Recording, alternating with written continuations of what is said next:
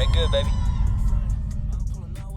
I was like, can I get the quinoa, please? I didn't even know what quinoa was. Yeah. Like, what? Quinoa. Oh. That's really funny. I mispronounced a lot of words too when I first moved to the U.S. Yeah. Like what? What's the first word? Vegetables. I'm like, what? Wait. It's like supposed to be like tables and veggies, you know? Oh, so you said vegetable? The first time, and I was like, wait a second, that doesn't sound right. And Vegetables. then I looked it up and I was like, oh. So I totally just said So that they with didn't- a full chest. They didn't tell you? No. It's fine. Yeah, when I moved to Van Nuys, I thought it was Van Nuys and Van Nuys. Oh, yeah, I didn't Nuys. know. Yeah. People in LA also will mistaken Wilshire. Yep. Wilshire Boulevard. It is spelled like Wilshire. I know. Yeah. I know. English, man. English language, terrible. All right, Açaí, por favor. We're saying that right? Yep. That's right. Let's try this. ASMR. Thank you both for bringing us these Yeah, of goodies. course. Yeah. So what do I have in my hand right here? Right? Whoa. What you have are predictable. That's Okay. banana, strawberry, blueberry, granola on top with honey. And then our acai. You have the same acai base, but with strawberry, blueberry, and I believe pineapple and chia seeds. Love. Cheers. Cheers.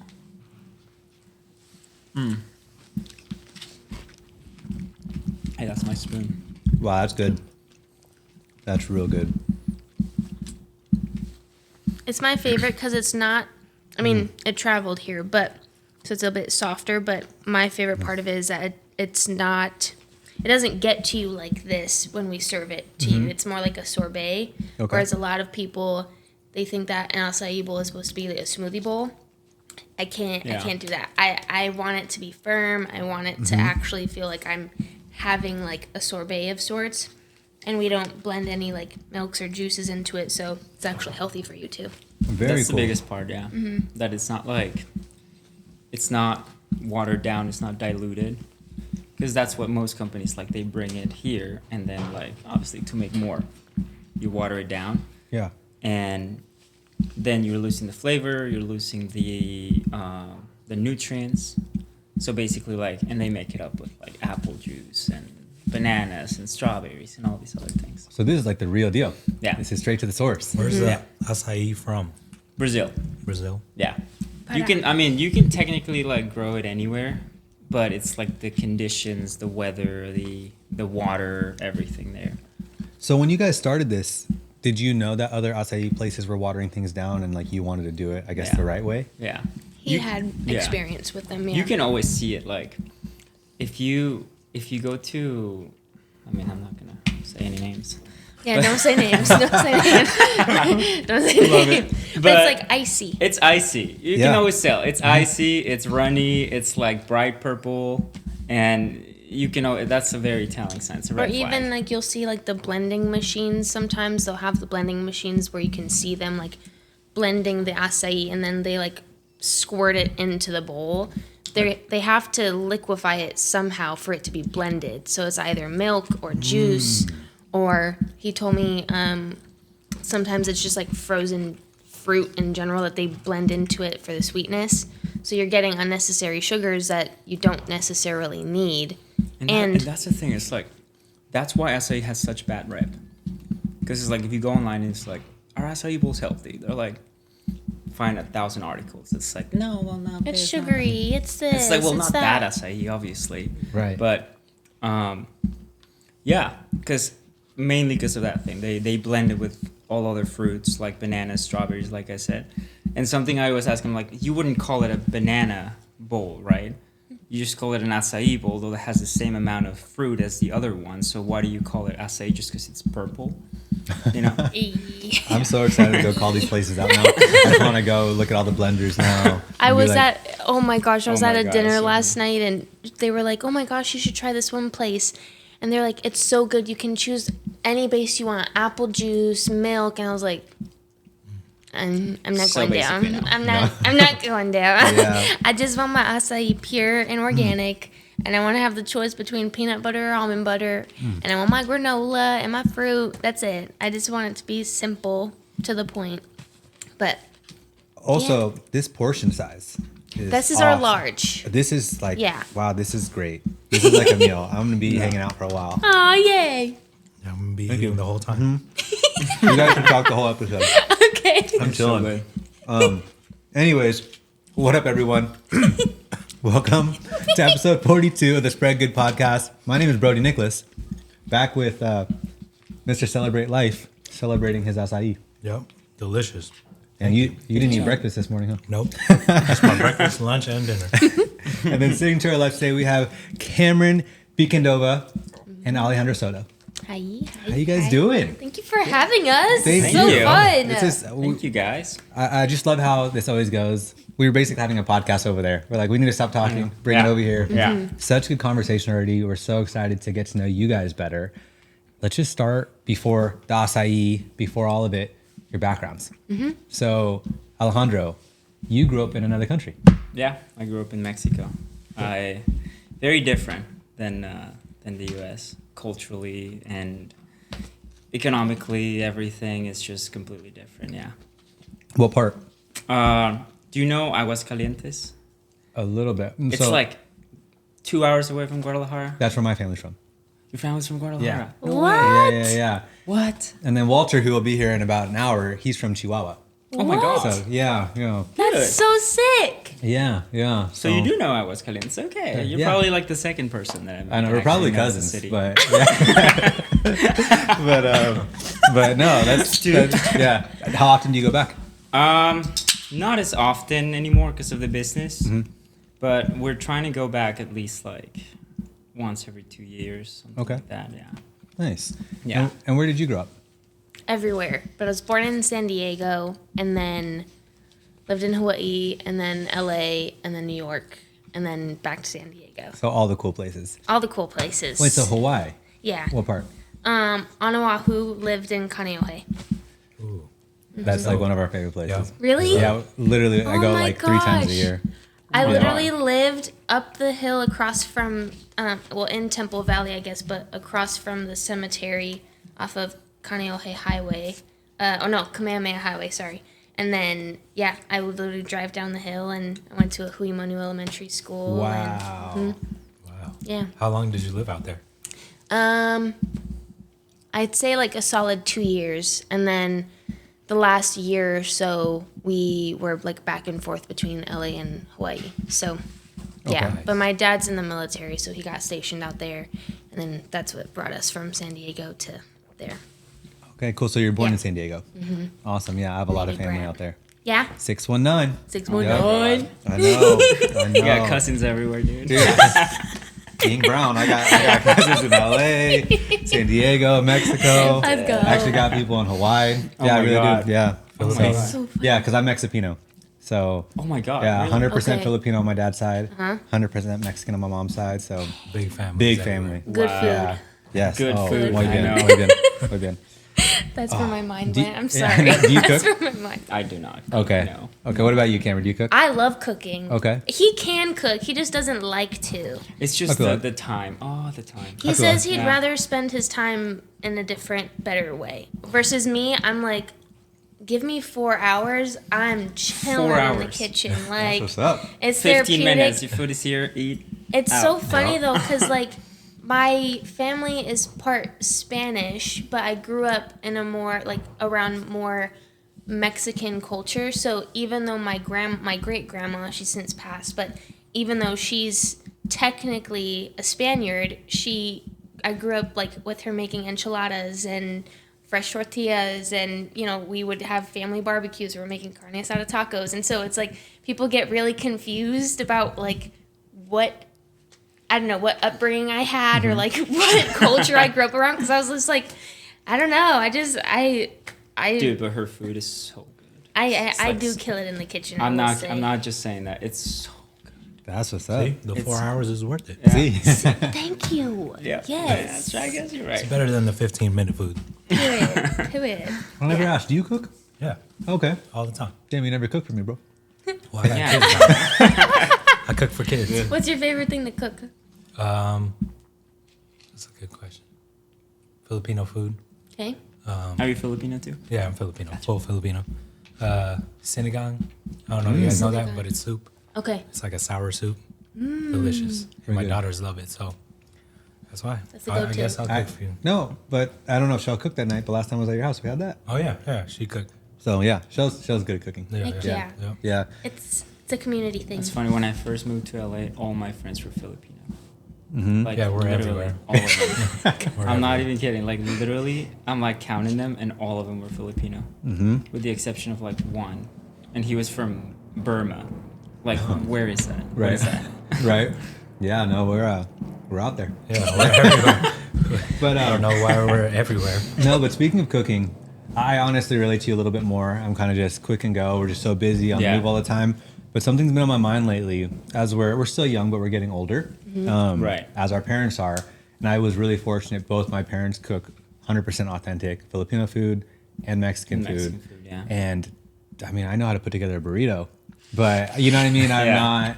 And so I actually started documenting like my mom, like cooking Oh, and like making for the TikToks and just recipes and having it. everything. So Oh my That's so gosh. for the memory, and because for me, like I'm a content creator, so that's how I enjoy consuming things. Right. Is Yeah. like creating and filming and being funny. Yeah. And like, and she just is great at cooking, and so Yeah. it's cool how we can combine those two passions and then have this memory Okay. banked for not just social media, but for like Yeah. our future Ever. kids, you know, Yeah. and stuff. Yeah. So, but Somebody I- else out there that Yeah. can see it too, get the recipe. yeah. So it's been on That's my mind amazing. lately. I do want to learn how to cook more. I just truly don't have a passion for it, Yeah. but I know it's important because once they're gone someday, Yeah. you know. It can be a tool. I think, at least I don't know. I feel like a lot of people see cooking as, or even just like food as a chore, but when there's this nutritionist that I follow, and she was saying that when she stopped, her name's Ilana. I don't know how to pronounce her last name, so I'm not gonna try that. But she said when she stopped thinking about how she had to eat healthy and changed it to she gets to eat healthy, she actually enjoyed like the process more. And so with cooking, and it's even gone into Açaí por favor, which was like building the menu and everything, it was like, wait, no, we get to cook. Like, it's not a chore. Our bodies need food. We might as well make it delicious. And if I spend a little extra time figuring out what seasoning it needs, it won't, it'll be perfect, or it'll be as close to perfection as possible, and we'll enjoy it in the process. Right. So true. So, I yeah. also noticed too that, like, for me personally, sometimes like the idea of food is more like, is very seasonal, like depending on the season of life that I'm in. Like when I'm in the season, for example, right now I'm like, just get something in, out, quick. Don't have 4 hours. But then there's other seasons that I remember being like, but you know, the love that you put in it, and That's like the very true. flavor, So true. this, that. I feel like it's very mirrors sort of like what you're going through in life. Yeah, seasons of life. We've been talking about that a lot Yeah. lately, how they can be so drastically different. But each one's so important, you know, when you really like slow down, and even the tough stuff, right? It's just Yeah. like Yeah. going through it and like being self-aware of like, wow, this season I'm in like a DoorDash season, or like just Uh-huh. a quick Amen. thing. Quest bar season. Yeah, right? Quest right? bars. But it's so cool that you lived in Mexico, grew up there, and then you lived in a few Yeah. different cool places. When did you come over from Mexico? 10 years ago, 10 years ago? That's crazy. almost. Yeah. Wow. Yeah, it's been a minute. You were I came here when I 18? was 18, yeah. Like Wow. born and raised fully. Wow. It's really different. Yeah, it's really different in terms of like just coming here and realizing like, you know, because you go to different places, you get the culture shocks of everything, like how big everything is here. I was like, whoa. Was that That's the a first lot. time you were here when you moved here? Yeah, Oh, wow. it's like the Wow. first time. Ballsy. Yeah. So I just like moved countries fully. Yeah, Wow. to go to film school. film school. Yeah. Okay. Yeah. So what inspired your love of film when you were out there? I feel like I've always loved like writing. Like that's at the core level, more of a writer.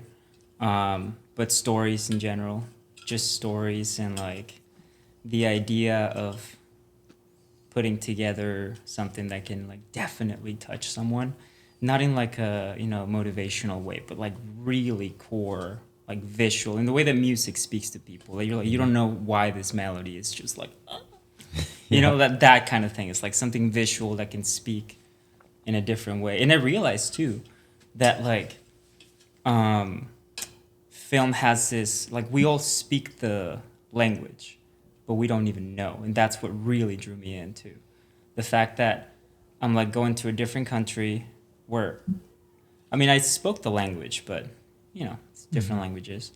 But I'm going to a different country, and I not only have to speak a different language in terms of, you know, to be able to communicate, but also visually. Like, you have to, you know, everybody understands, like, there's a cut here, and then the next scene is here, and you understand that transition. It's like, why do you understand that?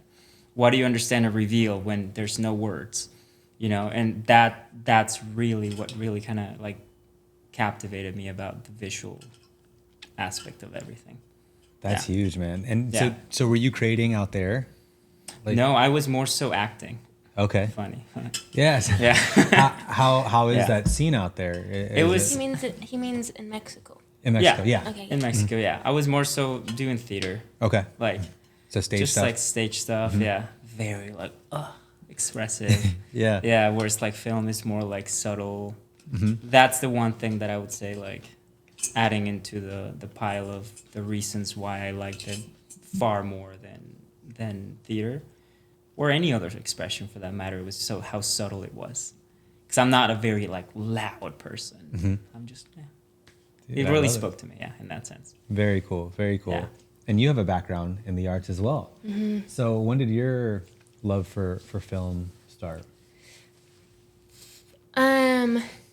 Well, I guess love for film and television definitely when I was like 12. So, or I guess 12, yeah. So it's interesting. I experienced so much within a short amount of time when I was younger that it felt like years, and then now that I'm out of it, I look back, I'm like, oh my gosh, that was only 6 months. I thought that was like 2 years. But so I moved to LA from Hawaii to pursue my professional dance career when I was 11.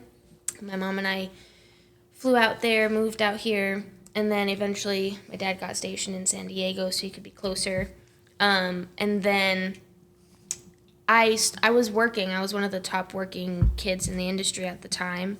And then it slowly started to, I wasn't booking as much. I went on this reality dance show with friends that I had made on jobs, and it just, like, took the joy out of it for me, and I think I was just not killing it the way that I had been. And so because I wasn't working as much, I wasn't making as much money, and at that point we had multiple incomes between my dad and me, and with me not working, it was like, well, we can't afford rent in San Diego and LA, so I was given the option to either try acting, because everyone knew that there was money in acting, or move to San Diego and go to school. Sounds like an ultimatum. It was definitely an ultimatum. Yeah, it was an ultimatum. An ultimatum to an 11-year-old, damn. And I didn't. And looking back, it's like, well, you know, that was just what had to happen. But I hadn't really ever lived in San Diego in a way where I saw, like, I didn't have friends there. All of my friends were in LA. And so I was like, okay, I'll try the acting thing. Like, just because I don't want to leave LA, I'll try the acting thing. And I hated it for like 2 years straight of just like training and auditioning, or I guess like a year. And then I finally found my now late acting coach, and he taught me to love film. Like, he was the first coach that actually told me that being a dancer would help me be an actor, versus everyone else was saying, like, you need to stop dancing, like, you know, you need to shut that down. And he was the first person who was like, no, it's part of you, like, that's who you are, and like, use it to your advantage. And in learning to accept who I had been through him, and learning to use it for my advantage, I was actually able to be like, oh my gosh, this is another way to express myself. Like, I don't have to act necessarily. I can still express myself just with someone else's words. So I learned to love film around like 12, ish. Yeah. And then about a year and a half into training with him and auditioning consistently, I got Gotham.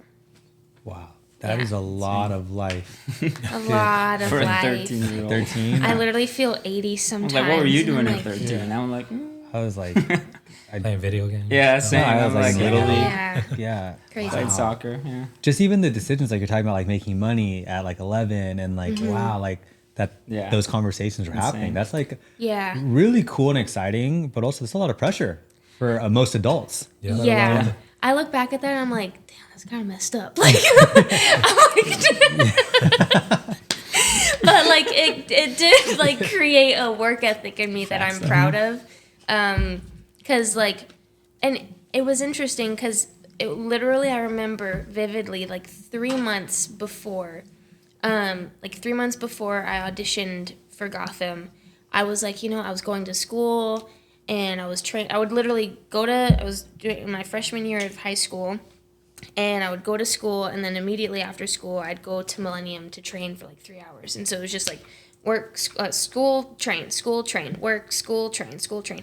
And then I remember just like audition, and then throwing out an audition in there, and then you're rejected because you have no experience. And so I remember thinking, I'm just gonna tell my mom like I'm just gonna tell my parents I don't want to do this. Like, this is not worth it. Like they're clearly stressed about money. I'm clearly not making any. I can go to school. I can do what I'm doing now in San Diego. But I didn't say anything. I just kept it to myself. And then 3 months later, I auditioned for Gotham, and that ended up being the thing that I got. Yeah, which So is it's a pretty like- big thing. Yeah. But it's cool. Like, that's one thing that when we met, it was a really cool thing to see how different and similar our childhoods were. And one similarity that I love so much is how like storytelling was an escape in some way. Like, he grew up, and sorry, I don't want to speak for you, but I just love this so much. Part of his family were entrepreneurs or like accountants, so he was surrounded by business and like really like real hustlers on one side of his family, and then on the other hand, he had a family of ranchers and like people who just were very nurturing, and he would go to his grandma's ranch in the summertime, and so he would spend his time like with his cousins dirt. and siblings just like playing in the dirt and like Yeah, eating what is it called, tuna, cacti fruit. The cacti fruit, Yep. yeah. And so, like, he grew up being able to learn business and see people build wealth and lose wealth, and also be able to create a world of his own. And I experienced that too, just in a different way. But I feel like that's part of what makes us so compatible is we understand the contrast of the business and the joy and childlikeness in storytelling. Right. I love that. Yeah. Yeah. So how did you guys meet? I love this story, but I don't want to keep talking. Through a friend, actually. I'll tell the first part. You can. You tell the second first part. You tell the first So part. I went to Coachella, out of all places. I hate festivals. It's too many people, too crowded, too loud, and Turn down the music, please. yeah, it's like, come on now. And I went to Coachella with a friend of mine, and we ended up like, I wasn't even supposed to be there. We were just supposed to be for one night, and we went to this event, and then at the event, she had like the bracelet, whatever, for the next day, and we were trying to find another one or something like that, and then it was like, you know what, we can just drive back. Our plan was to go to this event, a Revolve event, and then drive back. And then ran into a friend of hers at the event that was like, I'm so sick of Coachella. I've been here all day. So he's like, do you guys want bracelets? And we're like, oh. He's like, okay, I guess we're staying. Look at God coming. So then the next day, I met our mutual friend that was the one that actually introduced us. In the most random ways, like serendipitous. so random. It was so cool because we clicked, her and I, and then became friends. And then I think a month or two after that, that's when I met her. No, Coachella happens in like spring. I didn't meet you until August. 2 months. Oh, yeah. 4 months. Yeah. Yeah. Wow. Yeah. Yeah. But it was like a random Wednesday. I was living in San Diego after the show ended, and I had called our mutual friend, and I was like, I'm gonna come up to LA next Wednesday. I'd love to see you. Anyway, they were going to church, and I was like, church on a Wednesday night? Like, that's weird. I was like, but all right, like, I'll come. I want to see you, you know? And so I met him for the first time there. And I just remember, like, wow, he has really nice hair, and he smells good. But I was also like, damn, you're 15 minutes late to the church service. Like, I don't know what you're doing, you know?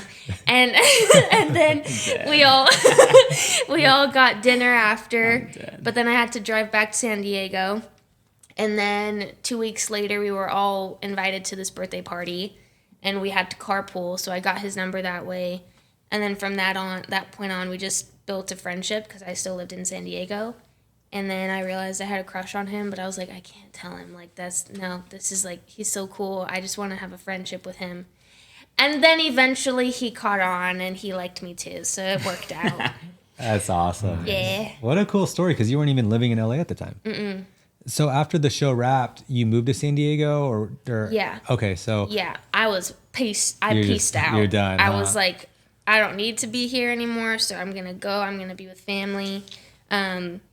It was like being on the show was the biggest blessing of my life, and it was also the hardest part of my life because I was living these like people talk about living double lives, and I didn't understand it until I lived it, but it was this literally 5-year period where my career was at an all-time high, but my personal life was at an all-time low, and I couldn't, like, it was just so exhausting.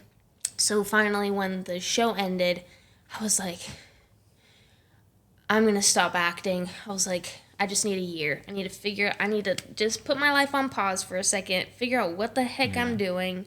And my auntie, who lives in San Diego, she was like, just come stay with us. Like, get back on your feet, you know? So moved my stuff into a storage unit in Burbank, lived with my auntie for what I thought was going to be like a month. And then I ended up staying like 5. And then, which she welcomed. She was like, stay as long as you need. But, yeah. No, it's long-winded answer. No, thank you for sharing because it's a lot. It's a lot. And I have 2 questions. One, when you were finished with the show, that was shooting it. How long after that till it came out? So it had been airing throughout, like, so we shot the pilot in 2014. 2015. 2014. And it started airing 10 years basically, ago. yeah, almost 10 years. Yeah. Dang. It's crazy. But I basically, like, we would start a season, and around, like, the 5th episode, it would start airing. Mm-hmm. So the last season, we stopped filming in December of 2018, and then the last episode aired February of 2019. Yeah, that's a long sprint. Mm-hmm. Yeah. Yeah. Yeah, and so was there a moment for you, because that was your first, like, really big role, right? Yeah. Where you felt things completely change? Like, because it's like one thing to be on set, which is exciting and working, but then, like, I feel like, is it change then, or is it change when, like, that first episode comes out and everybody knows who you are? It's weird. I didn't feel a change until, like, closer to the end. Okay. Where I was, like, old enough to understand because I was literally 14 when we filmed the pilot. And to me, I had already been on set, just not in that capacity. So it was like, oh, I'm at work. Like, oh, my face is on a big red bus. My face is in Times Square. Like, I look back at that now and I'm like, dude, what? Like, and I remember everyone freaking out around me, like, you're on a freaking, like, revolving door in a major building in New York City? Like, what? And I was just like, yeah, it's cool. It's just, like, it's part of the job. And I look back at that young Camren and I'm like, girl, like, are you okay? You know? But I think it was good that I wasn't aware of it because but I I'd say like I felt the shift, honestly, and this, I don't want to get like too dark, but I felt the shift when I was on my way to a red carpet event and I was bawling my eyes out. And I was literally like FaceTiming my makeup artist and like, can you see the streak marks? Like, can you see the tear marks? Like, you spent some, and I look at the photos and it doesn't look like I was crying at all. And I just remember like, I think it was that specific time I was interviewed and someone had asked me like, oh my gosh, you're so amazing. Like, I want to be you when I grow up. And I was like, no, you don't. Like, you have no idea. So I think, honestly, it's really dark, but I didn't feel the shift until then when I was like, wow, like, this life I'm living is so, like, just so dissected, I guess, or like, I don't know. It wasn't integrated. It was like I had to turn it on and turn it off and turn it on and turn it off. Extreme. Very extreme. So I'd say that's when I realized that my life was different, and not in the best way. Mm-hmm. And that's really why I bounced once the show was over, because I was like, I don't even feel human right now. Like, I just want to feel like me. I just want to get back to feeling like me. I want to get back to like, and feeling like I don't have to fake it all the time, you know? And I was thinking about this earlier, like last week. I was like, oh my gosh, I literally met Alejandro literally like at the end of the first year I moved back to California. Like, it all happened so fast. And I was just like in my own world. But community really makes a difference. Like, that was also why I moved back to LA was, oh, my friends are here. Mm-hmm. Like, I have support up here. I have like, and I have. Talking about home base earlier, right? Mm-hmm. Yeah, like, I was just, having a home base really does make a difference in all of the seasons, and not being alone and having people who can understand. But sorry, that was a really dark answer, No, but that was an honest answer. Like, what it's about. No, seriously. yeah, sorry. I said I wouldn't get too. So the show filmed in New York, Yeah. and that's why you were kind of alone. Oh, that makes sense. I don't know. I was like thinking it's shot in LA, so I was like, she moved back to LA from LA. Yeah, sorry. I guess it's in New York. Yeah, I knew that. so I moved with my mom when we first started the show, and then by the time I was like, right when I turned 18, I started living by myself. Gotcha. So it was like, yeah. No, now it just elevates everything because New York is crazy. It's a lot. It's a lot. I loved it though. As like crazy as it was, I miss it. Like, we went, literally, it was kind of like, the timing wise, it was like our honeymoon, but I said this is not our honeymoon. But I took him for the first time. Well, he had been there, but I showed him all my spots, and we had a blast. I was like, this is pizza. Yeah. Very different. This is pasta. Very different when you go as like a local, not as a tourist. Yeah. You know, Times Square, all that. But then like, oh, this is like the locals pizza spot. Mm-hmm. You know, and there's like Harry turning on the oven. Not Harry. Why Harry? You know, it's like, it's really cool. Yeah. No, I mean, I love New York. I have a lot to say about New York. First of all, we've been there so many times, and like, it really is a city that never sleeps. Like, Yeah. I remember a few years ago, I went to like I was there doing a charity event. Okay. On Long Island. And then so I was like, oh, I'll spend a night in Manhattan because I have friends out there. My friend's like, hey, my film is in this film festival. If you can come out. I was like, yeah. So I go to this film festival, and then we go get drinks with the cast after. And then my friend, who I used to be a musician, who produced one of my singles, was in New York. He's like, comes to the studio, have this artist from Hawaii, actually. No way. I'm in this recording studio at 4 a.m. And then I'm taking an Uber back. I remember like 5 a.m, and I get back to my hotel room, and I was like, that's been New up York, for dude. so long. Like, and you don't. And even everybody feel just it. assumes it that you're wasn't like even like a available rally. Or, 24/7. yeah. Yeah. And it's just like, I remember looking at my Snapchat story the next day. I was like, that's not healthy, but I'll never forget that night. That was awesome. Yeah. And then now I will say, getting older.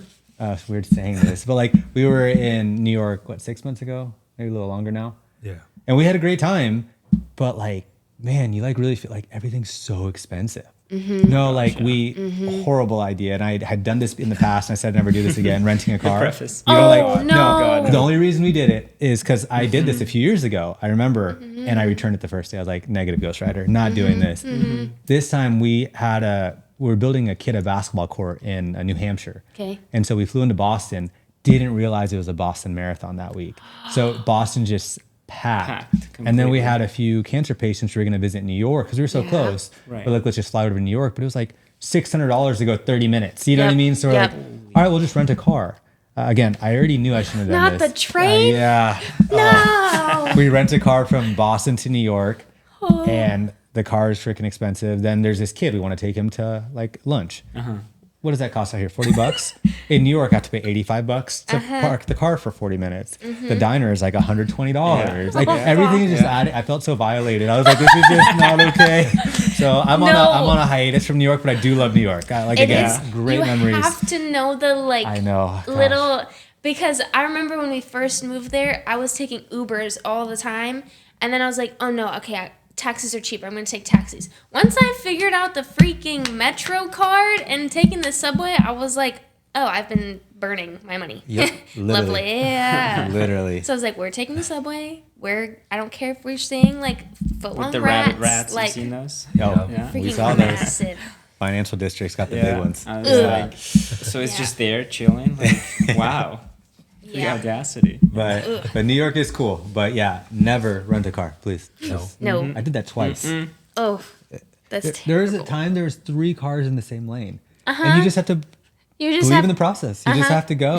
And I remember Katie picked me up from LAX, which isn't a happy place either, right? No. But I was like, oh, I'll drive us home. And it's so funny driving in New York for 3 days. I cut off so many people. I'm like, she's like, are you okay? I was like, this is how you drive. Like, and she's like, no, this is not. How I got so dead. used to driving. You have crazy. to drive aggressive, You have otherwise to, you don't yeah. get where you need to go. Yeah. But I remember going home so fast, and she's like, are you good? I'm like, yeah. Like, Yeah, I'm fine. but Like, it what took are me you like talking a about? week to decompress to drive normal again. It was nuts. It was nuts. That's so That funny. is so funny. But so cool. You guys met at such a, I guess, beautiful time in your life and obviously yours. But just like, wow, what a journey. Yeah, And also, you guys are pretty young. Yeah. yeah, we are. So how long have you been married? How long? Answer. Huh? How long? I know we got married in December. See, I'm not the only one. Boom. Sorry. Well, it would be that was like an easier- inside joke because somebody asked me recently and I was like, oh, I should know this. And then they got really offended. They were like, oh my gosh, does Cameron know that you don't know? I'm like, I'm just counting. Right. Oh, yeah. Well, it's hard because it was at the end of the year. If it was Right, at the beginning of exactly. the year, then it'd be easier to like, I'm going to have the same problem. I'm getting know- married in December. okay, yeah. yeah. What day are you getting married? 7th? 7th. Oh my gosh. Yeah. I love that date. 12/7/24. Yep. Let's go. What about you guys? 12/1. 12/1/21. Don't anyone. On it. 21. Wow, Yeah. what a time. That Yeah. was like during Yeah. Yeah. a lot Yeah. of restrictions and stuff, huh? Yeah. Yeah. It was like, it was crazy because a lot of people are like, our friends were like, do you think you're moving too fast? And we're like, no, like we're chilling. Yeah. And now that we're out of that time, I was like going back.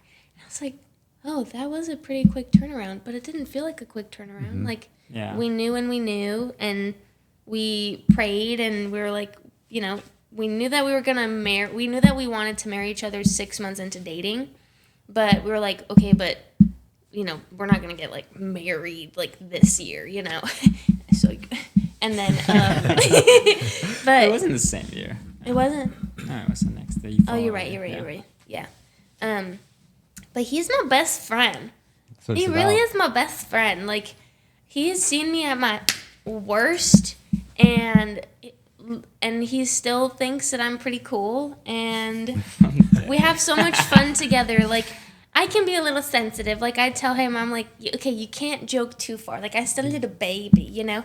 But It's really funny because that's where the culture... Mexican culture is That's where so the like, culture doesn't... you're bantering all day long. Yeah. All day long. But It's a sometimes banter it's fest. like, hey, I'm not your bro, you know? I'm still wifey. But that's how you I- like show, you know. That's how you show Sure. affection. Yeah. But like I can't do that. I'm like, hey, I'll take it for a little bit, but Yeah, it's we funny. can have fun together. We write together, which is so fun because I feel like I know I've always used writing as a way to express myself, but always like internally, I've always used writing to express things that I didn't feel I could say.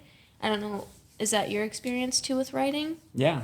I mean, just like, I guess mine is more like exploration more than expression, you know? So how is that writing together? Was that something that came pretty natural? Is it, do you guys? Yeah. Okay. Yeah, because it's more like, it's like she has the way that I sort of paint it, and I talked to a friend about this, Matt, the same guy with 3 kids. Oh, man. Hasn't slept. The since real 20. MVP. You're doing great, man. Doing great. Doing great. You're doing great, bud. Yeah, I told him that, you know, it's almost like she is just, because she's so creative, but in a way that it's like, and it has to do also with like, you know, personality type and all of that. But she's like light, that's just like creative fully.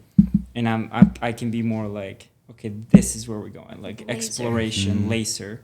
And sometimes it's so cool because it's like the laser like cuts deep and explores. And then there's times that I'm like, okay, how do we figure this out? And she just be like, what if this, and then it's like, oh my God, that's genius. Because she Like, doesn't opens up have your those lane. boundaries of like that naturally someone that is more like laser type would be sort of like putting on themselves. Yeah, it's really cool. And That's so even cool. another thing that I realized recently was like he will figure out, for example, he'll figure out the theme of the film as he writes. So he'll figure out the structure as he'll have scenes in mind, and then he'll figure out the structure as he goes, versus I love figuring out the structure and then filling in with scenes. So that really helps too, because it's like that picture of the light and the laser kind of flips in different categories, like different stages of the writing. Yeah. So it's really fun to just be able to like, what about this? to like And- discover it together too. Yeah. That's so cool. Because it's like when you're writing, you're just like really going in the journey. And I mean, people have it differently. People outline. I don't. I'm just like, just go. Like I have the person that I do create. Like we create the person and all their backstory, intricacies, symbolism. names, everything. And then it's like there's the world, but then it's like just let them navigate. And you go and it's really cool because you figure out with them. Like there's times that like we were writing this project in 2021 and we're like, I was like, I don't know how is she gonna get out of this? And she's like, I don't know. That's so true. That's right. I forgot about It's that. like, oh my We were God, like- stuck for like 3 days. Yeah, just but like, it's like, but it's that she couldn't excitement. It's not do. even a writer's block. It's more like a, oh my gosh, she really needs to pull like a magician trick here, you know? Yeah. It's like, yeah, it's really cool. That Just was fun. discovering that whole process. That is so cool. No, it's honestly just fun watching you guys. You guys really have a cool energy. yeah. you. And the writing is. I'm excited to see some stuff. You guys working on projects or? We're developing a script Yeah. right now. Yeah. So it's very much in the beginning stages. So I'm like, We had to shelve it for the strike last year. Oh, yeah. Yeah. Yeah. So it's For cool sure. to like kind of pick it back up and put some steam on it now. Yeah. Now that it's all, I mean, it's still evolving, you know, things are different, but yeah, it's really cool to just pick it back up. And now you guys have a business together. How is working on a business together? Yeah, that's, I mean, I feel like even the reason that we started this, one of the reasons, there's many obviously, but one of the reasons was like, I personally always wanted something outside of entertainment because I just saw from the get-go, you know, even from before I moved to the US, I was like, I see how flimsy it is.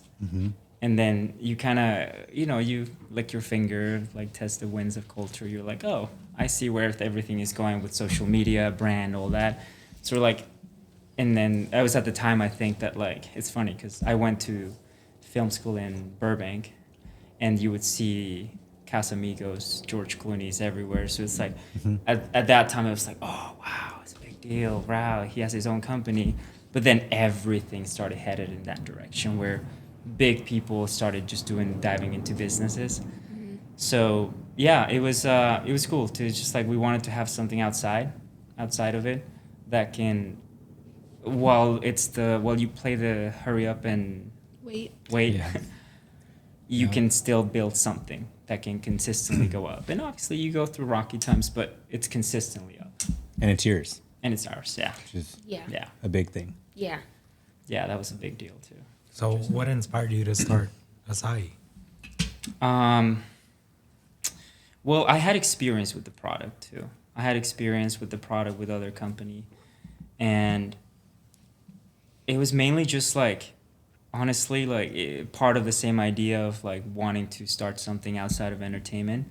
I was like, okay, tequila. I'm Mexican, right? And they stick with the stereotype, but I'm like, I don't But he even doesn't drink even tequila. drink. I don't even drink. I mean, I like it, but I don't drink it. You know, so it's like something, and then I thought about even water, different things that it's like, what is something that I do, and fitness, all those things, and then I was like, you know what, this product, it's Açaí itself, is, and not to like overly philosophize Açaí, but it's like it's so versatile. That's when it was actually the pandemic that made me realize that, like, pandemic, COVID was literally the time that I realized just how versatile it is. Because I saw so many businesses go down because of the, you know, obviously the restrictions. And then I saw how Açaí businesses kept going up. And even the company that I was with at the time, it was like, you just kept seeing them going up. And I even like opened like 2 more stores through the pandemic. Wow. So it was like, it's really fun to see that kind of versatility in like in the midst of such a like a volatile market. And you spend some time thinking about it, you're like, you know what, I think there's a couple of reasons. Obviously it's always multi-factor, but it's really because of how you can basically mix it with everything. You can do a bowl with a bunch of fruit, you can do a bunch of berries, you can do nuts, you can do in a smoothie, you can do, and I would see people that through the pandemic, you know, like it was the worst possible case, like worst case scenario that the world has ever seen. The entire global economy shuts down. Like that, it doesn't get any worse than that, right? And we saw this thing kind of stood the test in a way. So yeah, we were just like, you know what, let's get into it. Let's build something, but the right way. And along with the everything else, like, but let's not do it that way. Let's not water it down. Let's not do this. And then trying to build the brand as well as a company too. That's huge. That was the exciting part. Yeah. Like your merch, right? Oh yeah. Because it's more than Yeah. just a location or just a store. You guys are building like a brand. Yeah. Yeah. And he's really great at it. I don't know how, but he has this like I think it comes with the storytelling. Like he really loves creating stories, and he's really good at creating the story of Açaí Por Favor. Like, what is the voice? What's the character like? Like, how does it talk? How he or she, you know, things like that. He's really good at it. And like I remember we created the business plan, and yeah, obviously you need to have all the business management, you know, financials, all that. But the idea is like someone said, like delivery is reign supreme. Like however people are gonna perceive you, that's what they take. And it's like creating it as if it was a character in a way. Like how does it talk to people? How does it communicate? And how does it listen back to people? And that sort of fingerprint, whatever, goes all throughout like online, all throughout like answering DMs, answering comments, like in all the website and even like the little slogans, everything. Yeah. I'm blown away right now just thinking about businesses as like stories, characters. It's so true when you look at it from the creative angle. Yeah. yeah. Wow. Especially because, I mean, think about it. It's like everything like billboard style, like one size fits all, just completely is dead. Because 100%. everything like, that was a really cool thing with social media now, that like the larger than life companies all of a sudden are reduced to like a user, just like you and I, that you can DM, that you can comment, that you can like.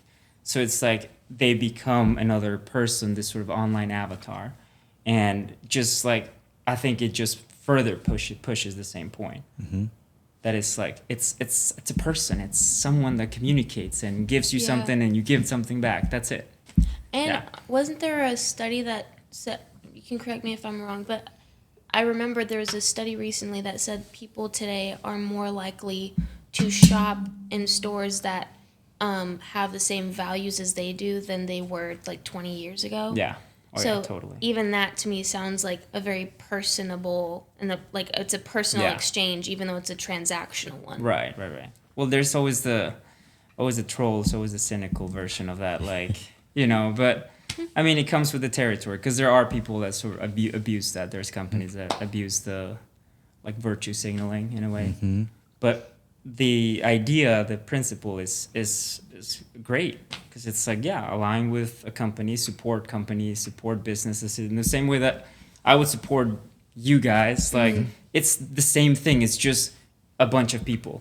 Yep. You know? Yep. Yeah, it's really cool. It's really cool to build this thing and just to see where it goes because that's what we wanted. Like, if you guys need to come to the store. It's 100%. like, it's like a 27 square foot.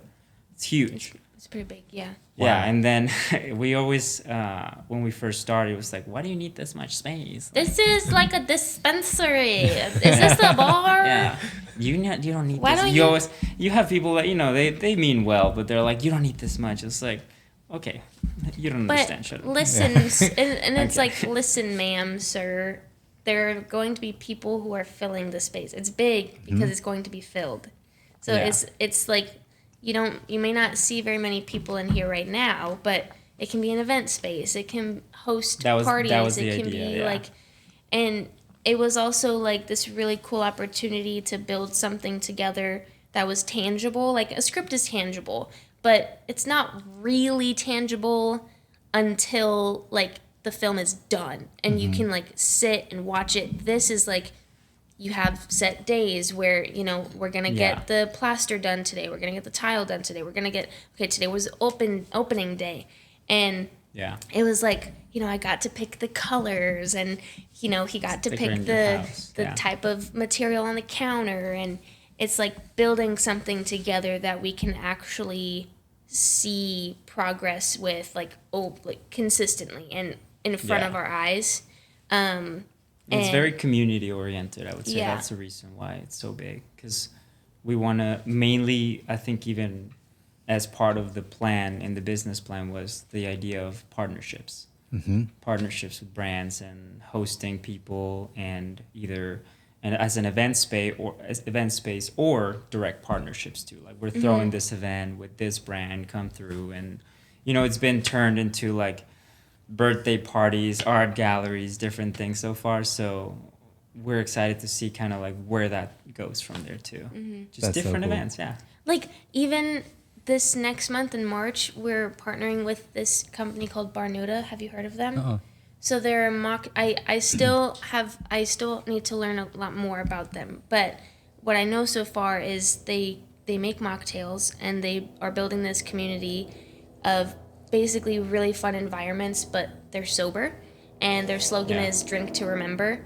And our first event is March 9th, and we're going to have them come make mocktails. We're going to serve Açaí. It's just going to be like a cool jazz night where people can hang Yeah. out, chill, listen to That's good cool. live music, but Yeah. like not get plastered if they don't want to. Yeah. Like Yeah. it can just be really wholesome, health-driven community that's not like elitist or like, the space, when you see it, it's very chic, it's very minimalistic, but the experience is that of like a mom and pop shop when like we try to have our team like, make sure you Right. remember people's names, like talk to them like they're Right. humans. If they have to use the bathroom, like let them use the bathroom, Yeah. like Yeah. just like creating, like reminding people in LA, which is, I feel like, can be the hub of isolation or the hub of facade, that they can take their walls down and just be for a second, even if it's just like getting a juice or like we said in our I don't know, we say like treat the customer like the best friend you share a bracelet with. Like, you don't always see them and you don't always know like everything that's going on, but when you see each other, it's like no time has passed. Yeah. And we want every customer to feel like that, because I hate when we've had some interesting experiences in places in That's LA. really cool. Yeah. So it's like, now we get to build something that we're proud of, and like build a team that loves what they do too, and loves to come to work, and that we can laugh and have fun and like just make bowls all day, like it's just the best. Yeah. I love that you talked about bringing people's walls down, because I'm from Sacramento. But when I moved to LA to do entertainment stuff, I was just like so ready and like so Right. excited, like everybody else, right? Yeah. Right. And moving to Venice, Venice, Venice. Yeah, I used to tell people I lived in NoHo, so it sounded cooler. But Yep. it was very nice. When I was on set, I was like, yeah. I'm Honestly, in I think I told NoHo. you this story before, but yeah, I would tell everybody NoHo. And finally, I actually met this girl who was on set with me. She's like, "That's so cool. I live close in Van Nuys." I'm like, "Actually, I live in Van Nuys." I was like, Actually, coming I was like, clean. "Way to own it." So ever since I met her, I owned it after that. Heck yeah. But anyways, I'll never forget. I would go jogging in Van Nuys, and where I'm from, you like wave to everybody, you say hi to everybody. What a like, concept. I know, right? And I remember like waving to people, and they would like look down and like walk away, And I was Oh my like, goodness. huh. And then I like waved again to somebody else, and the same thing. And because LA does have some dangerous things going on, right? Or Yeah. everybody was like, man, I was like out here trying to like be a positive vibe, and Yeah. it got to a point I thought about maybe I shouldn't wave to people anymore. Right. But then I didn't, because then I realized like that's what happens to every transplant. Yeah. You get here, you're excited, you're not, and then you just become cynical and mad and scared. And Yeah.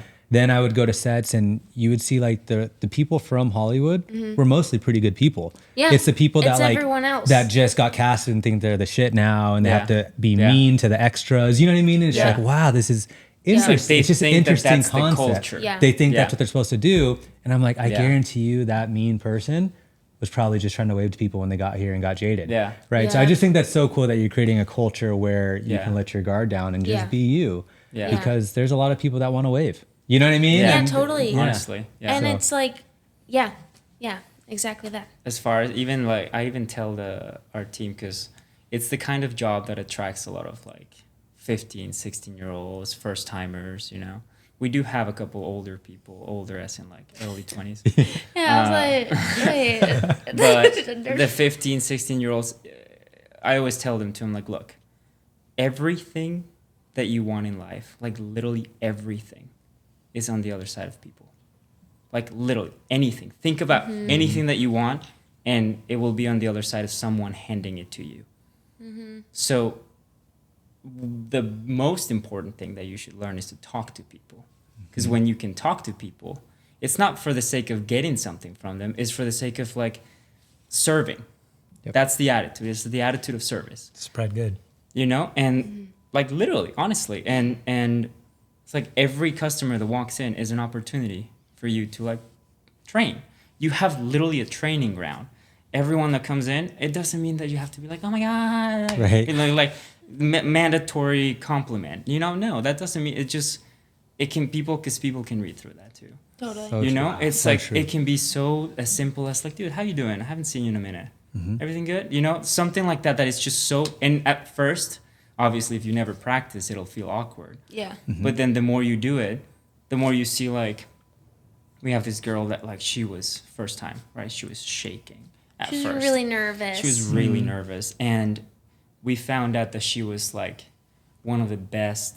She got MVP for her lacrosse team. Yeah. So it was like somebody like that has to be competitive, Can I right? share this story? Yeah, go. Okay, so we were trying to figure out like what is it like, what like, and I thought, okay, lacrosse competitive. And I was like MVP as a freshman or sophomore. I was like, and so she was putting away the fruit one day, and I was like, what do you do? Like, you're really good at lacrosse, right? And she's like, yeah. And I was like, just tell me straight up, like, you're really good at what? And she's like, yeah.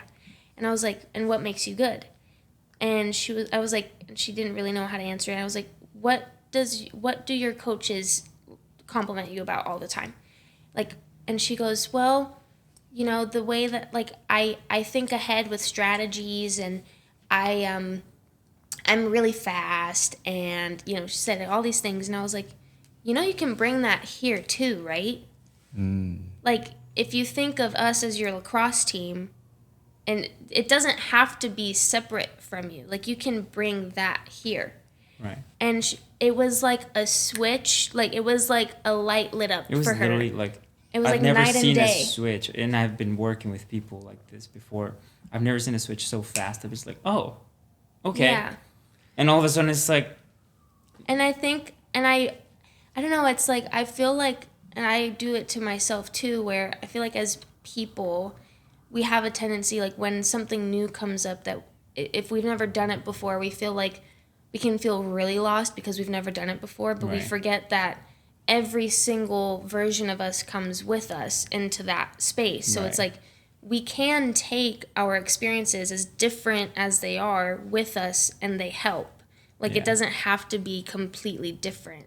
I think success too is like when you have success in that area, it's like when you bring whatever you do in private, you bring it into the public sphere. That's it. But it's just building that bridge. Yeah. Because everyone that I know that gets nervous doing something, it's like, you've done this a million times. Yeah. You know, you've done this like, they get nervous talking, for example. It's like, how many people have you talked to in your life? You know, this is literally what you do every single day.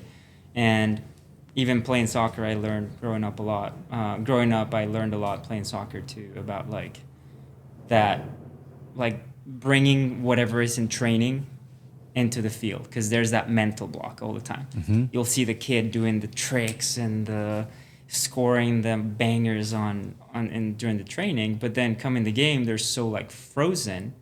It's like, just do the same thing, but it's just obviously then you tap into a whole nother round there. But It's cool to see them grow and blossom in that way. And So it's fun. cool to be yeah, the people who are creating the environment for that to happen. yeah. Like, and it's like, yeah, go and then go Yeah. to college. I don't know, do something. yeah, like we might just be a pit stop in your life, but like, it's an honor no matter what, Yeah. you know? That's like, a good pit stop. yeah, Yeah. yeah. So- We're gonna fill you up and make sure you're set for the rest of the trip, you know? Love that. So there's a lot of great things that have been going on. What are some challenges that you guys have had with the business? With the business, I would say the biggest one of the biggest challenges that we had to overcome was like making sure that we are a married couple that has a business and not like business partners that happen to be married. You know what I mean? Like, it's the idea of whatever you put the emphasis on that takes precedence, and making sure that we're like, hold on, like, we are the business, you and I, like she was we're just not the business, but like, we're Right. the priority. right. But she Yeah. was saying earlier how it's funny because it actually took 9 months to open. We're like, oh, I was. it's in a way, it's like It's like a baby. first baby. it's like a It's a baby. baby, yeah. It's like a baby, you know, and obviously it needs all the attention, and it needs, you know, for the parents to be secondary for a moment, especially the first 6 months. But then the game changes, and the game becomes like, you and I have to be good for then the team to be good, for the company to be good, because at the end of the day, we created this because of you and I. It's Yeah. not that like, you it know, came from us. So if Yeah. this doesn't work, then nothing else will work. And what was it for then? Yeah, Right. Yeah, exactly. exactly. Exactly. yeah. Off camera, we were talking about kind of a concept like this. I just want you to share it with everybody, the team player thing. Oh yeah. We had I mean, it's not just during staff meetings. Like, we spend a lot of time just like, once you finish your work, computer work, whatever you need to do. I like to spend a lot of time just there talking to whoever is there. And something that we always say is that like, there's a difference between being the player in a team and a team player. Because a player in a team is very task oriented. They will get something done and it's like, I'm done. Did my part. Did my part, right. But a team player is do their thing and are aware of somebody else, and they're aware that that's not done, and they're aware, and they're like, I got your back, I'm gonna go do this. And yeah, I mean, it's like we were saying earlier, it's the workplace manifestation of being your brother's keeper. You know, it's like we're saying too, it's like if she's turning that way, and I'm turning this way, like she doesn't have to worry about her back because I'm literally like, and I don't have to worry about my back because she's there.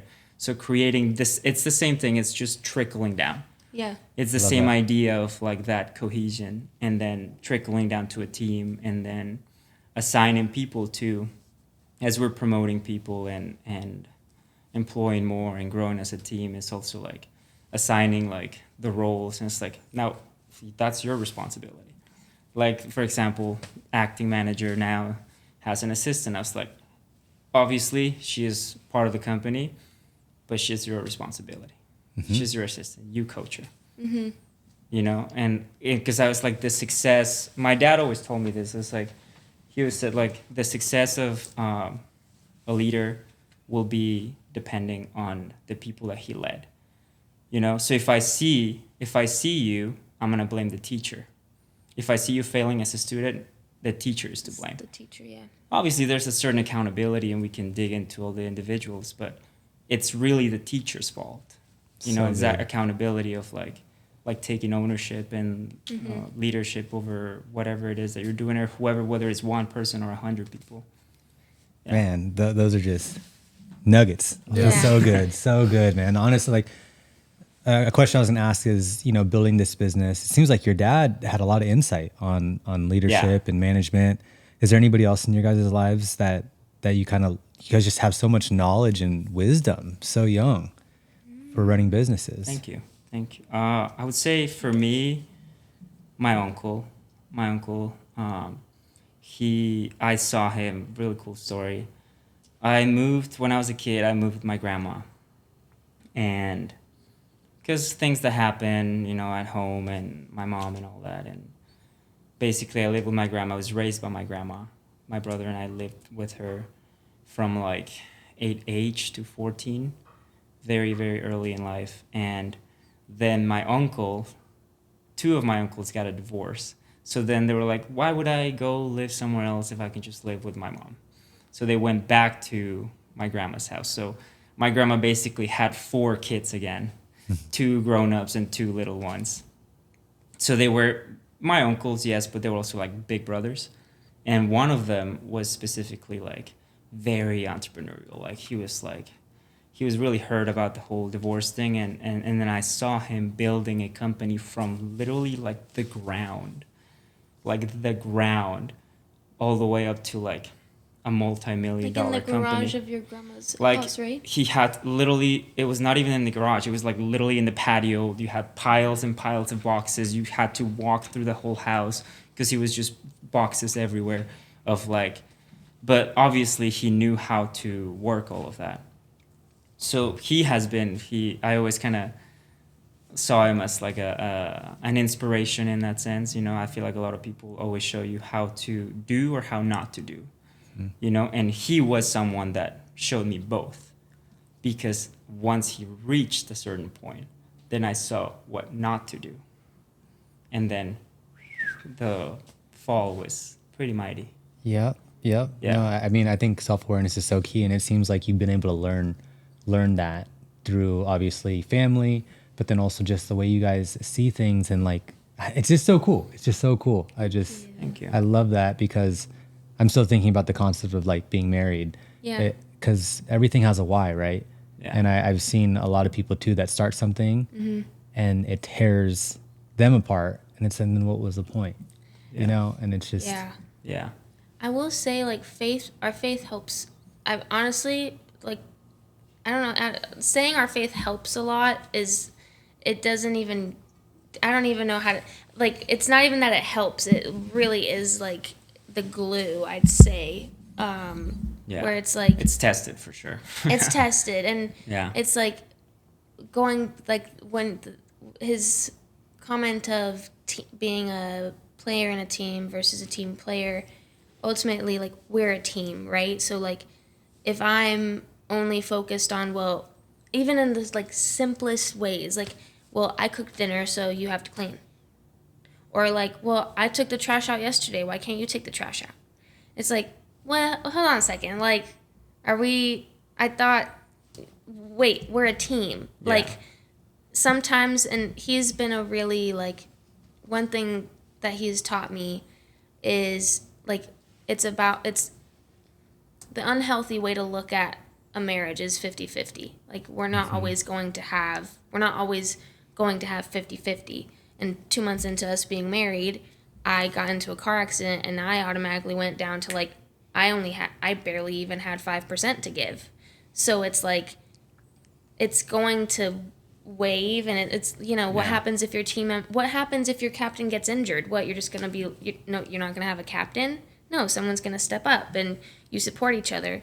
And so I'd say like our faith is really what keeps us going. I don't know how to do you know what I'm trying to say? Yeah.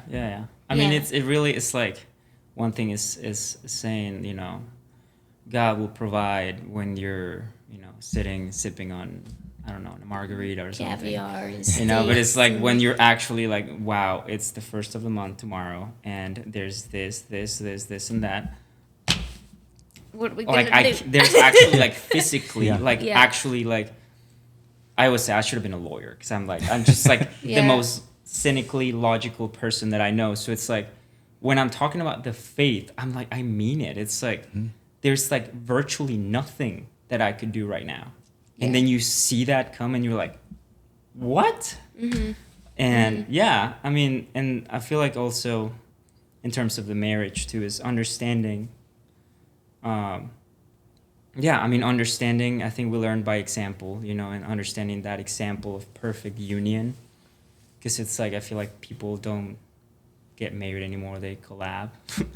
Oh, shoot. It's like, it's true. Oh, so... And like the weddings are like the promo shoots, Oh, no. And it's, that's why you see the divorce rates go the way they are. Because it's not sacrifice. It's promotion, it's marketing. It's not, you start with that foundation and then you wonder why it fails. That reminds me of something I heard someone say yesterday. They asked the question, does your devotion lead you to sacrifice? In the conversation of like, where is your devotion? And the context was with God, like, where is your devotion? Like, are you devoted? Are you not? But when I take that question in connection to marriage, it's like my devotion to him should lead to sacrifice. His devotion to me should lead to sacrifice. It's not supposed to be pretty and beautiful all the time. Like, I'm supposed to die to myself to serve him the way he needs, and same for him. Yeah. But like, that's not like dying to self, like putting my pride away. Yeah. Making sure that I'm not focused on being right when I feel like or know that I am. Like, that is hard, but it's beautiful, and I'm glad God gave me you, and I chose you, because it's like gift. Me too. It's like the grass is greener where you water it, and it's like if I had to choose who I'm going to argue with for the rest of my life, or disagree with. I don't like the word argue. If I had to choose who I'm going to disagree with for the rest of my life, I'm glad I chose him, because it's like conflict is bound to happen, disagreement is bound to happen. I'd rather it be with him, because we get each other, Yeah. It's like, me too. Well, we're gonna be good.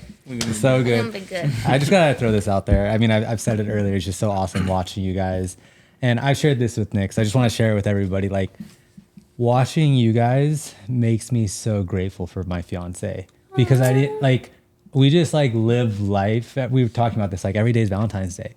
That's why it's just like we like really have a good life, and I'm very grateful for it. Yeah. But like today, like she knows this was a long day because we had like sponsors coming by, you guys, and we have like film shoots later. Mm-hmm. And so I had to hit the gym like early this morning, and then like it was really like a fast morning, mm-hmm. and she's like making me lunch. You know what I mean? Like, and I'm like, oh wow, like I didn't ask her to make, but she knew, like she didn't have to ask, like she knew that like I'm hustling today, and then like last week I was like kind of like under the weather, like not sick, but just like again my energy was just like beat, and like again, it's not like, okay, you do it the chores this night, but like I really do. I just, maybe because I'm Mexican, I like washing the dishes. So that's like my thing, dude. That's like my thing. Like I don't like laundry, I don't like cooking, but I'll wash dishes all day. And I was down, right? I was like, wow, biology stands. Right. And it's just like a non-negotiable I have every night is like dining room table clean, get my reading in, and wash these dishes, whether it's 9:30 or 1 in the morning. I just do it, right? Yeah. But again, I was kind of just like out watching Shark Tank, and I hear the sink, and she's doing all the so I'm sorry I'm bragging about my girl, she's but it's serving like No, but it's so that's the cool. thing. It's of service. We love meeting other people, and I know you're in the same situation, and it's just like life's so beautiful, man. Yeah. Life is so It is. cool. It's a gift. It's so cool. I love that. It's a I love that. gift. Sorry, I'm getting all No, because it really ready is. to go home, guys. We're gonna shut No, this shit it off. really is it really is the idea of just like sacrifice, being modeled. It's I mean, at the end of the day, it's like what is God and His people, but like a union of sacrificial love, and it's like you bring that, and then you look at once you like identify patterns. I'm not trying to be too technical, but really, is the patterns that you identify there, you identify here, and it's the same patterns work across the board, where it's like the pattern of like sacrifice and love is better. Love is better done than said. Let's just put it that way, So true. And yeah, it's amazing, dude. Congratulations. Thank you. So Thank you. excited for you Thank guys. So you guys are getting married? I would say as the person that has been married the longest and has 3 kids, it gets hard when you get kids, and then you're always sacrificing for each other, like you guys said. But then when you have kids and you're sacrificing for your kids and for each other, sometimes it gets hard to fill up your own cup, right? Yeah. And that's what we've been talking about is spreading good for yourself.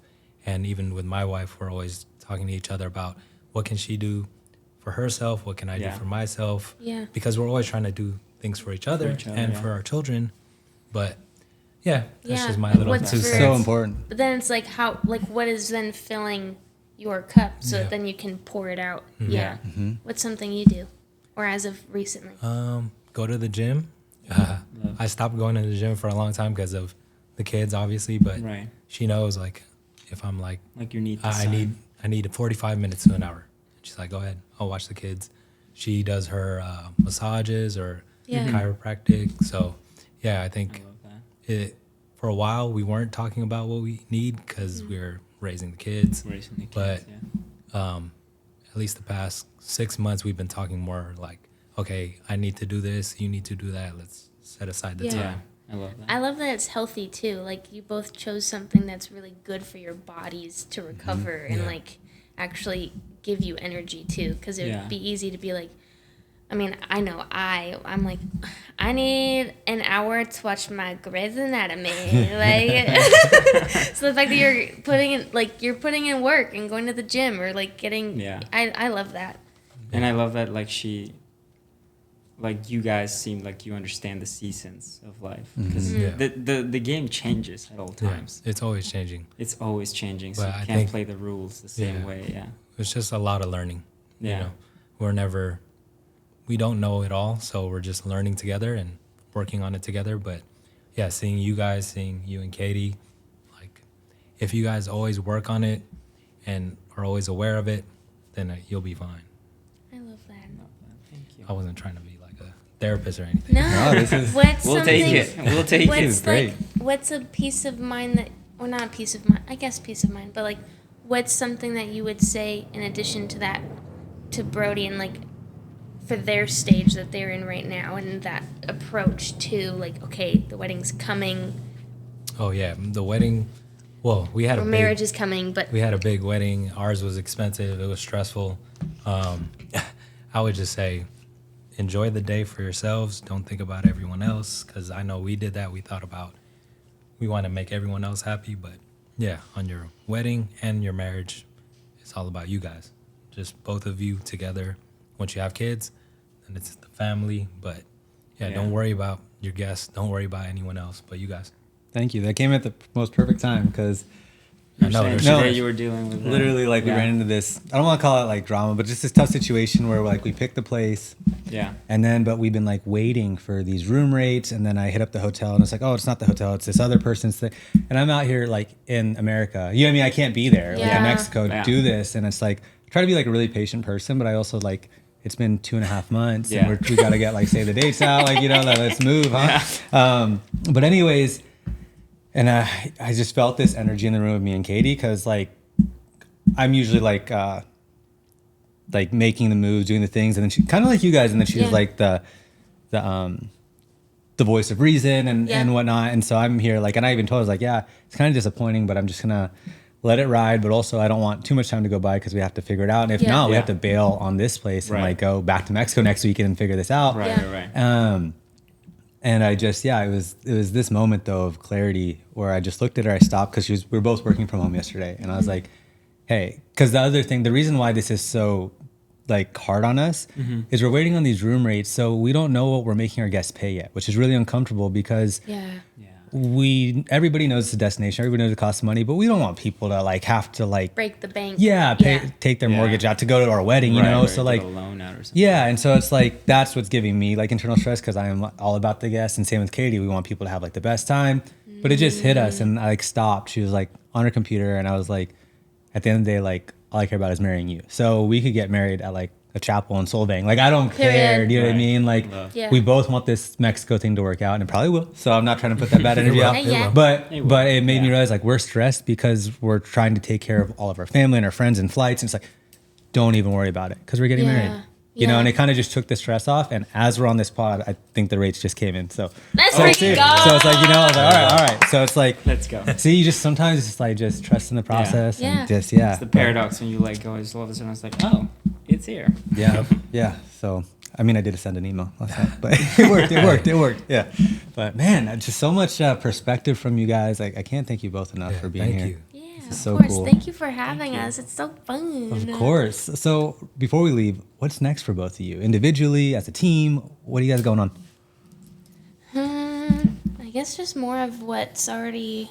I guess just more of what we're doing now. Like I'm auditioning and stuff, but mainly just focusing on the store and developing the script, and I really like.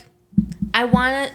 Like one word when we were approaching the new year, one word that came to my mind was joy. And so I'm just looking forward to more joy this year. Like just more, even if it's like in little moments, I would love to be able to get out of LA or get out of California at least once or twice. I don't know if that'll happen, but just more joy and more like, more joy. Yeah. So cool. Before we head on to what you were going to say, I wanted to share, I was listening to a podcast yesterday with Ed Mila and Matthew McConaughey, just crazy timing, right? Yeah. Matthew McConaughey says that joy and happiness are different. I'd never heard anybody say that. And he talks about happiness is like, once I get the role, I'll be happy. Once I get the house on the beach, I'll be happy. But it's not joy. Joy is something that we create and find in ourselves. And so I started the new year. We had a podcast about New Year's resolutions, and I said my goal is to really actually be happy because I'm always so on here. But I was going just tough, life's hard. But I guess it's really joy that I was looking for. It's joy. So, joy cool. is the like one. Joy's like the permanence. It's that contentment. It's like, and I also find that I experience the most joy when to me, joy and peace are synonymous, or at least like they live in the same room, versus like happiness and chaos kind of, because happiness goes like this, and then joy is like, whew, like, okay, I'm good. Like, I don't know, that belly laugh or like those little chuckles to me, those come from joyous moments, or that comes from joy. So yeah, I completely, I've said that. Well, I need to meet Matthew McConaughey because I've been saying that for years. And this was just last night. I just listened to this. But yeah, I love that. Yeah, joy, peace, and just like, I love it. What about you, Alejandro? I think for us, for me personally, the prayers that I've always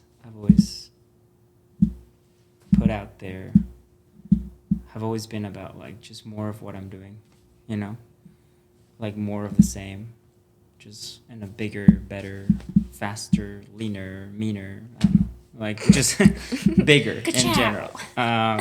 Yeah, just what I'm doing, more of like the business, more of like the filmmaking, more of first and foremost our marriage, our union, like more of those moments, and then everything else. I feel like it's the paradox of life, right? Once you really zero in on something, everything else just happens to like accommodate.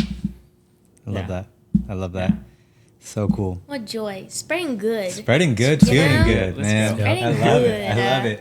Where can people find out more about what you guys are up to? Açaí por favor LA on Instagram. My personal, his is is it by Alejandro Soto? By Alejandro Soto. But he's not active, so not. maybe I don't even try. Maybe. And then No.